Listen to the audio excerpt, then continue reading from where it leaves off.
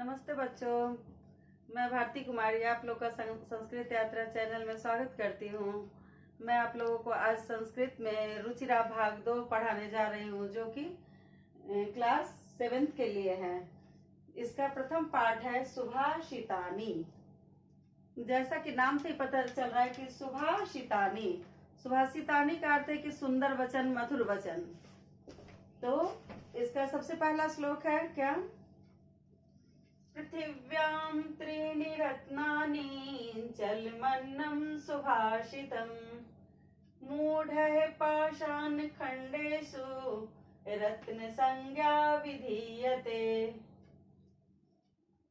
क्या है कि पृथिव्याम, पृथिव्याम मतलब पृथ्वी पर। पृथ्वी शब्द है, पृथ्वी मतलब धरती, इसमें सप्तमी विभक्ति लगी हुई है कि पृथ्वी पर त्रीणि रत्नानि, रत्न त्रीणी रत्न का विशेषण है। त्रीणी मतलब 3, रत्नानि मतलब रत्न। जल मन्नम सुभाषितम, यहाँ जलम और अन्नम मिला हुआ है। यहाँ देखिए जलम, 2 वर्ड मिला हुआ है, जलम और अन्नम,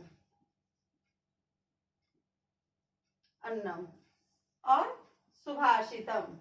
क्या है कि पृथ्वी पर 3 रत्न हैं, जल, अन्न और सुभाषित। मूढ़ है, मूढ़ है मतलब मूर्ख लोगों के द्वारा, मूढ़ मतलब मूर्ख व्यक्ति। मूढ़ है पाषाण खंडेशु, पाषाण मतलब पत्थर, पत्थर, और खंड मतलब टुकड़ों, टुकड़ा। यहाँ खंडेशु बहुवचन है सप्तमी का। पाषाण खंडेशु, पत्थर के टुकड़ों में। रत्न संज्ञा मतलब रत्न, नाम, उसको रत्न मतलब कीमती वस्तु, बहुमूल्य वस्तु को रत्न। विधीयते देते हैं। इसका क्या अर्थ हुआ कि पृथ्वी पर मेन 3 ही रत्न है, जल, अन्न और सुभाषित। जल, अन्न और सुभाषित, यही 3 रत्न है। लेकिन मूर्ख लोग क्या करते हैं कि पाषाण खंडेशु, पत्थर के टुकड़ा में उसको रत्न संज्ञा, उसी को रत्न मानते हैं। लेकिन क्या है, हम लोगों को मुख्य रूप से तो जल, पीने के लिए जल चाहिए, खाने के लिए अन्न चाहिए और सुंदर वचन बोलना चाहिए। सबसे कीमती चीज यही है।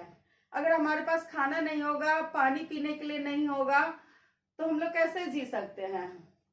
और हम लोग अच्छे से व्यवहार नहीं करेंगे तो कैसे हम लोग रह सकते हैं स्वस्थ? दिमाग स्वस्थ नहीं रहेगा, नहीं खाएंगे तो शरीर स्वस्थ नहीं रहेगा। अगर व्यवहार अच्छा नहीं करेंगे तो हम लोग का दिमाग स्वस्थ नहीं रहेगा। इसीलिए हम लोग को मेन यही 3 रत्न है, बहुमूल्य वस्तु है। लेकिन मूर्ख लोग जो है क्या करते हैं कि बड़े बड़े महल है, या है वह, बहुत से कीमती वस्तु इकट्ठा करते हैं, उसी को वो लोग कीमती रत्न का नाम देते हैं। तो इसका मैं हिंदी लिख देती हूँ ताकि, चलिए तो अब उस श्लोक का हम लोग अर्थ देखते हैं। क्या है? पृथ्वी पर 3 रत्न है। क्या है? जल, अन्न तथा सुंदर वचन, यही 3 मुख्य रूप से रत्न है। परंतु मूर्खों के द्वारा पत्थर के टुकड़ों में रत्न की संज्ञा दी गई है। मूर्ख लोग पत्थर को ही रत्न समझते हैं, जबकि असल रत्न तो जल, अन्न और सुंदर वचन है। चलिए अब श्लोक नंबर 2 है, इसको हम लोग पढ़ते हैं। सत्येन धार्यते पृथ्वी, सत्येन तपते रविः, सत्येन वाति वायुश्च, सर्वं सत्ये प्रतिष्ठितम्। क्या है कि सब कुछ जो है यहाँ इस दुनिया में सत्य पर ही टिका हुआ है। इस श्लोक में यही कहना है कि सब कुछ सत्य पर ही है। सत्येन मतलब सत्य के द्वारा ही, सत्य से ही, सत्य से ही। धार्यते मतलब धारण की जाती है, धार्यते मतलब धारण, धारण की जाती है। सत्य से ही पृथ्वी, पृथ्वी मतलब भूमि, पृथ्वी, सत्य से ही पृथ्वी धारण की जाती है। सत्य न तपते रवि, सत्य के द्वारा ही तपते रवि, रवि मतलब सूर्य, सूर्य, तपते रवि, जो सूर्य सत्य के द्वारा ही, सूर्य में जो प्रकाश है वो सत्य से ही सूर्य प्रकाशित हो रहा है। सूर्य में जो तेज है सत्य के द्वारा ही है। सत्य न वाति वायुश्च, सत्य के द्वारा वायु वाती बहती है, वायुश्च, वायु मतलब हवा, वायु तो हिंदी रूप है।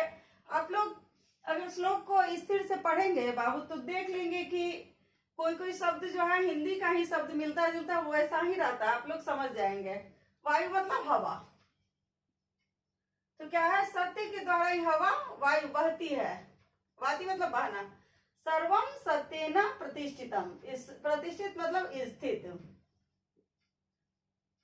सत्य में ही, यहाँ सत्य, यहाँ सप्तमी विभक्ति है, सत्य में ही स्थित है। तो क्या है, सत्य के द्वारा ही पृथ्वी धारण की जाती है, सत्य के द्वारा ही सूर्य तपता है या प्रकाशित होता है, उसका तेज जो निकलता है सत्य के द्वारा ही। सत्येन वाति वायुश्च, सत्य के द्वारा ही हवा बहती है, और सभी कुछ सर्वम सत्य प्रतिष्ठितम, जो भी है सब कुछ सत्य में ही स्थित है। चलिए तो उसका अर्थ देखते हैं हम लोग श्लोक का नंबर 2 का।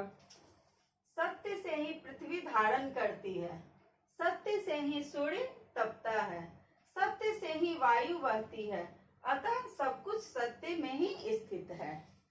इसलिए जो कुछ भी है क्या है, सत्य में ही है, जो भी कुछ होता है उस सत्य के द्वारा ही होता है।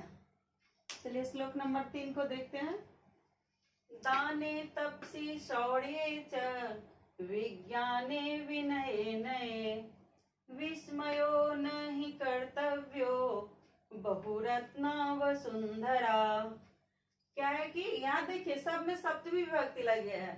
सप्तमी विभक्ति का अर्थ क्या होता है, में या पर। तो में, दाने, दान में, जैसे हम लोग कुछ दान देते हैं किसी को, उसको दान कहलाता है। दाने तपसी, जो तपस्या साधु महर्षि लोग करते हैं, तपस्या में। शौर्य, शौर्य में जो शक्ति है, शौर्य में, शौर्य में।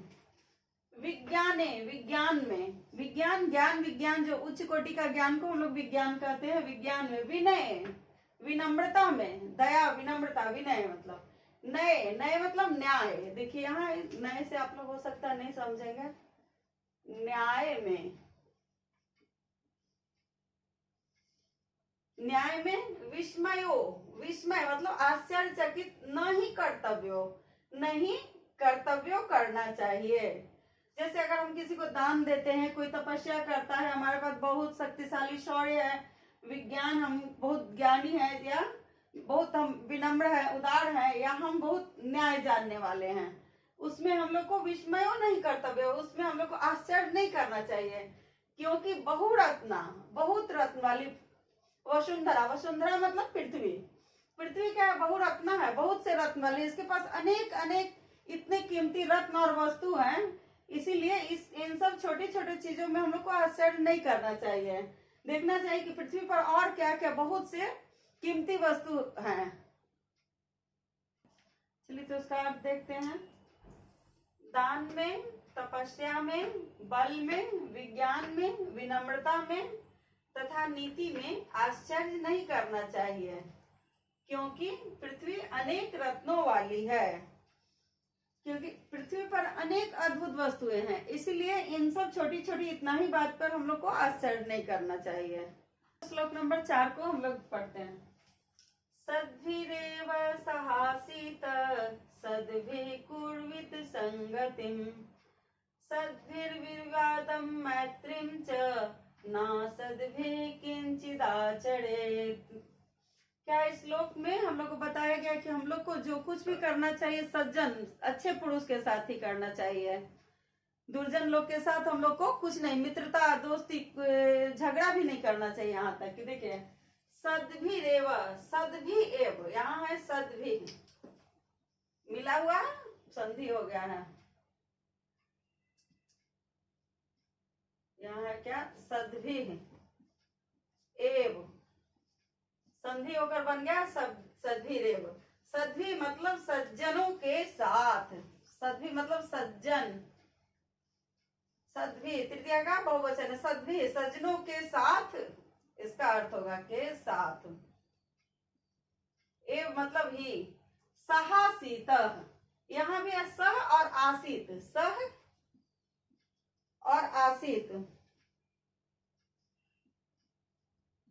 आसीत, सह का अर्थ है साथ, आसीत मतलब बैठना। सद्भि रेव सहासीत, सज्जनों के साथ ही सहासीत बैठना चाहिए। सद्भि सज्जनों के साथ, कुर्वित संगतिम संगति करना चाहिए। सज्जन पुरुष के साथ बैठना चाहिए, उसी के साथ हम लोग को संगति करना चाहिए। सद्भिर विवादम मैत्रीम च, सद्भि फिर यहाँ है सद्भि और विवादम, सज्जनों के साथ ही हम लोग को विवाद भी करना चाहिए, झगड़ा हो या तर्क वितर्क जो भी हो सज्जनों के साथ ही करना चाहिए। और मैत्री भी जो है, दोस्ती भी हम लोग को सज्जन पुरुष के साथ ही करना चाहिए। ना सद्भि जो सज्जन नहीं है उसके साथ किंचित आचरित, कुछ भी किंचित, यहाँ है किंचित और आचरित है, आचरित। किंचित मतलब कुछ भी, आचरित मतलब आचरण नहीं करना चाहिए कुछ, और आचरण, आचरित मतलब आचरण, कुछ भी आचरण नहीं करना चाहिए। तो क्या है, सज्जनों के साथ हम लोग को बैठना चाहिए, सज्जनों के साथ ही हम लोग को संगति, कुर्वित मतलब करना चाहिए। चाहिए अर्थ के लिए कुर्वित है चाहिए।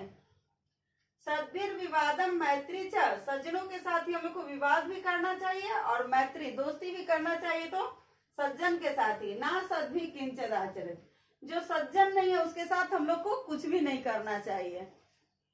तो उसका श्लोक का हम लोग अर्थ देखते हैं। क्या, हमें सज्जनों के साथ ही बैठना चाहिए, सज्जनों के साथ ही संगति करनी चाहिए, सज्जनों के साथ ही विवाद और मित्रता करनी चाहिए, दुर्जनों के साथ कुछ भी व्यवहार नहीं करना चाहिए। अगर हम दुर्जन से झगड़ा भी करते हैं तो भी मेरे लिए हानि ही होगी, इसीलिए हम लोग को दुर्जन से झगड़ा भी नहीं करना चाहिए, विवाद कला भी नहीं करना चाहिए, मैत्री तो खैर करना ही नहीं चाहिए।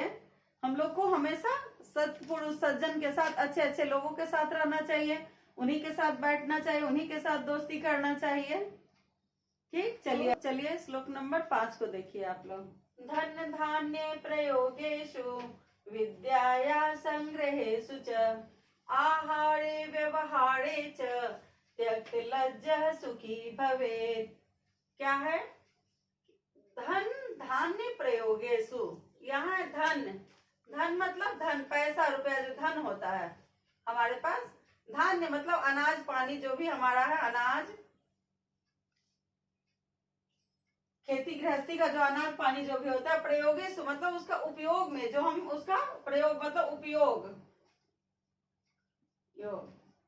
विद्या, विद्या के जो ज्ञान है, क्या है, धन धान्य, धन का जो हमारी संपत्ति है उसका उपयोग में, अनाज पानी जो हमारे गृहस्थी का उसका उपयोग में, या विद्या या संग्रहेषु च, विद्या के संग्रह में, जो हम ज्ञान इकट्ठा करते हैं, पढ़ रहे हैं लिख रहे हैं जो चीज भी, उसको ज्ञान जो हम किताब पढ़ रहे हैं उससे हमारे पास ज्ञान इकट्ठा हो रहा है, उसको हम कभी नहीं भूलते हैं। आहारे, आहार मतलब भोजन, जो हम खाना खाते हैं। व्यवहार है, हमारा जो व्यवहार है, उत्तम व्यवहार, अच्छा से व्यवहार जो करते हैं। त्यक्त लज्जा, त्यक्त मतलब त्याग कर, त्याग, लज्जा मतलब लज्जा। सुखी भवे, सुखी मतलब सुखी, भवेत मतलब होते हैं। क्या है कि जो धन धान्य के प्रयोग में, जो हमारा कैसे हम अपने संपत्ति को कैसे क्या करें, या अनाज जो हमारे गृह व्यापार है, या हमारा जो पैसा है उसको हम क्या करें, कैसे यूटिलाइज करें, उसका व्यवहार में, या विद्या के संग्रह में, जो हम ज्ञान प्राप्त कर रहे हैं, जो हम कितना भी पढ़े पढ़े पढ़े, हम पढ़ते ज्ञान के लिए पढ़े हैं, लोग हमको कुछ भी बोले उससे कोई मतलब नहीं, हम पढ़ ही रहे। आहार है भोजन, हमें उत्तम भोजन करना चाहिए, टाइम पे करना चाहिए, उसके लिए जो भी हो उसका हमें। अब व्यवहार, हमारा व्यवहार उत्तम व्यवहार सभी के प्रति है, लोग कोई भी कुछ बोले कि उससे क्यों ऐसा व्यवहार करते हो, लेकिन नहीं, हमारा व्यवहार अच्छा होगा तो होगा, इसीलिए इसका व्यवहार में त्यक्त लज्जा, अपने लज्जा को त्याग दो, किसी से इसमें तुम न ग्लानि करो, न किसी से तुम डरो, कुछ भी नहीं करो, वही व्यक्ति सुखी होता है। कौन, जो अपना काम एकदम सही ढंग से करने के लिए न किसी से डरता है और न शर्म करता है, व्यक्ति हमेशा अच्छे से जिंदगी जीता है। तो चलिए, क्या है उसका अर्थ की, जानने के प्रयोग में, विद्या के संचय यानी इकट्ठा करने में, भोजन में और व्यवहार में जो व्यक्ति संकोच यानी लज्जा नहीं करता वह सुखी है। तो क्या है कि हम लोग जो भी अच्छे काम करने के लिए तो कभी न लज्जा करें और न डरे, तब वही व्यक्ति सुखी रहेगा। चलिए श्लोक नंबर 6 और अंतिम श्लोक है आप लोग का सुभाषितानी का। क्षमा वशीकृतिर्लोके क्षमया किं न साध्यते, शांति खड्गः करेयस्य किं करिष्यति दुर्जनः।